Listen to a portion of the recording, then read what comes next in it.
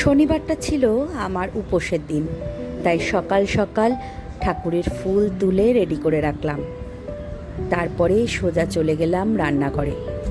বেশি কিছু রান্না করলাম না, করলাম আলু পটল দিয়ে একটা নিরামিষ তরকারি, ভাত আর আলু উচ্ছে ভাজা। এই ভাদ্র মাসের প্রতিটা শনিবার আমি বড় ঠাকুরের উপোস করে থাকি, তাই এই শনিবারটা ছিল ভাদ্র মাসের শেষ শনিবার। সকাল সকাল রান্না সেরে আমাকে যেতে হলো ঠাকুরের মন্দিরে।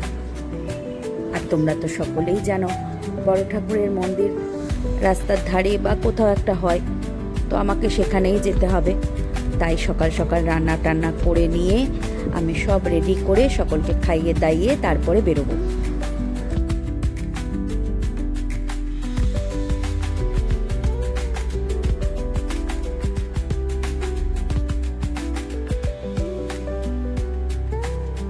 এই উপোসটা আমি বহুদিন ধরে করছি।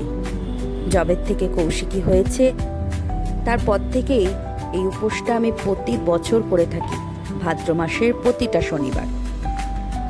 আর পুজো বলো, উপোস বলো, এগুলো একটা মাধ্যম যেখানে আমরা নিজেকে ভগবানের সঙ্গে কানেক্ট করতে পারি।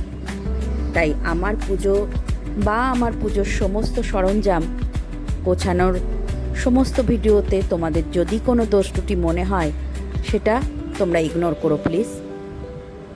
সকালবেলা তো ফুলটা তুলেই রেখেছিলাম, আর এখন আমি ঠাকুরের ডালিটা সাজিয়ে নিচ্ছি। ঠাকুরের ডালিতে ছিল 5 রকম ফল। আর এই যে তালটা দেখছো, তোমরা জানো কি না জানি না, ভাদ্র মাসে বড় ঠাকুরকে একটা করে তাল দিতে হয়, তারই জোগাড়। আর এই যে 5টা কলা, আটা, গুড়, মিষ্টি, এগুলো সব সিন্নির জন্যে। নিয়ে নিয়েছি একটা নীল রঙের মোমবাতি, ধূপকাঠি, আর নিয়েছি একটা প্রদীপ। সেই প্রদীপের মধ্যে দিয়েছি কালো তিল আর সর্ষের তেল, ওখানে নিয়ে গিয়ে জ্বালাবো। এতে নাকি শুনেছি ঠাকুরের দোষ কাটে।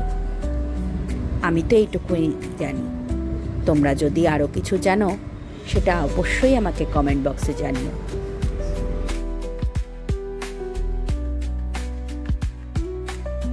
আমার ডালি সাজানো হয়ে গেছে, আর আমি রেডি হয়ে এবার বেরিয়ে যাব।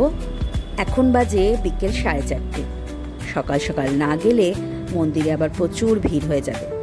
আমার ডালি সাজানোটা কেমন লাগলো সেটা কিন্তু তোমরা অবশ্যই কমেন্ট বক্সে জানিও।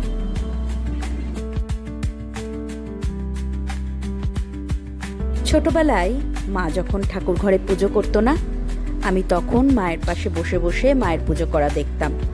মা কেমন করে ঠাকুরের জোগাড় করছে, কেমন করে ঠাকুরকে ফুল চন্দন দিয়ে পুজো করছে, কেমন করে ঠাকুর সাজাচ্ছে, সব আমি লক্ষ্য করতাম।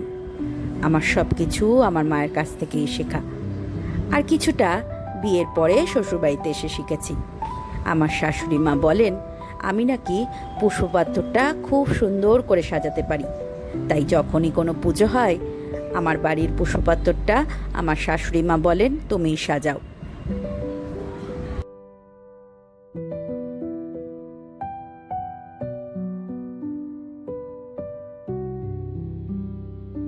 ঠাকুরের কাজ করতে বরাবরই আমি খুব পছন্দ করি।